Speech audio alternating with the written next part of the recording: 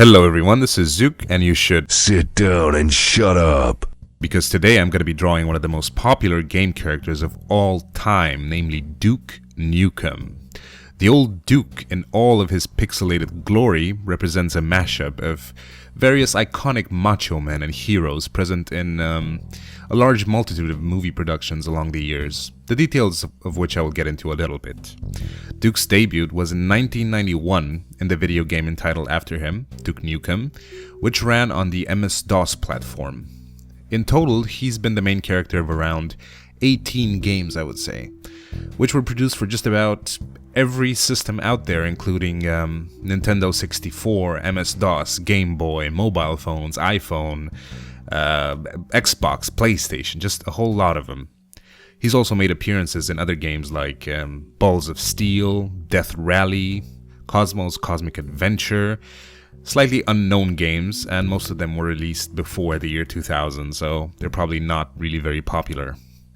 The latest game having Duke as its protagonist is entitled Duke Nukem Forever. This game was released in July 2011, and despite being in development for around 14 years, yeah, they've been working on it since 1997, it hasn't received as much praise as was expected. It didn't score very high in most rankings, and it's considered to be somewhat mediocre by many people. Not to mention its technical issues I've heard about. I've personally not played it yet, and probably won't in the future, but hey, tough shit. Anyway, despite its downfall in popularity, Duke is pretty well known worldwide, mostly standing out due to his array of funny punchlines and one-liners. Duke has been voice acted by a single person all of these years, so 20 years, and his name is John St. John. Now, if you think I don't look like I should considering my voice, you should really check out videos of this guy because he truly does not look anything like his Duke Nukem voice. Obviously, he doesn't talk like that in everyday life, but hey, it would be awesome if it did, in my opinion. A large part of his verbal arsenal represents lines that were used as is or slightly modified, taken from a lot of popular action movies such as Commando, Rambo, Die Hard, Big Trouble in Little China. Jeez, I used to love that movie.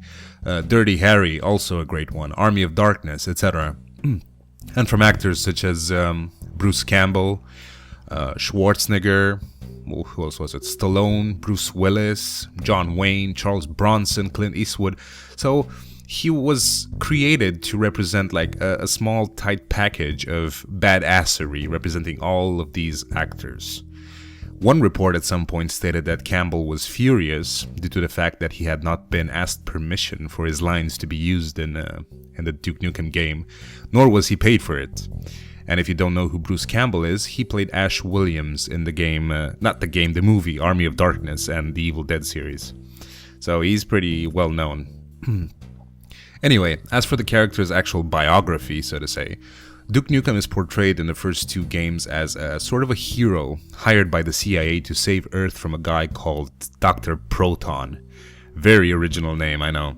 Starting with the third game, however, Duke's personality became a bit better contoured as, on one hand, a macho man constantly spurting out these wise-ass remarks, and on the other hand, as a reputable ladies' man, constantly being surrounded by these buxom women that seem to be head over heels in love with him or something. So he is an overly confident, very aggressive guy with what seems to be a complete disregard for whatever's politically correct. He definitely takes no bullshit, that's for sure. Towards the end of the 1990s, it had been announced that Duke Nukem would be made into a movie, but eventually the project failed due to lack of funding. 3 years ago, however, the producer of, Max Payne, I think, announced that he was to embark on the Duke Nukem movie project, and around a year and a half ago, it was confirmed that the movie is in pre-production.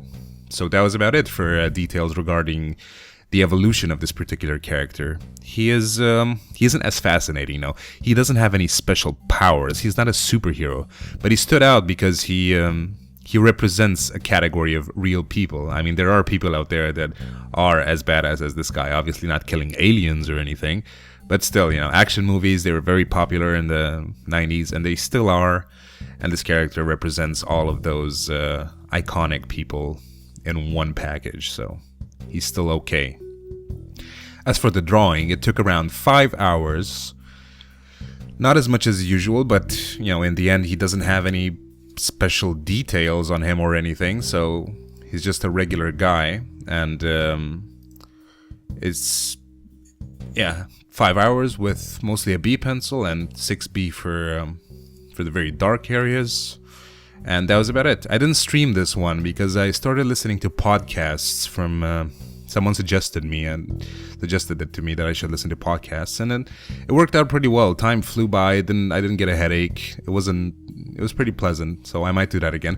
Of course, I'll stream again. I just wanted to try it out and see if I feel better doing it, and I did.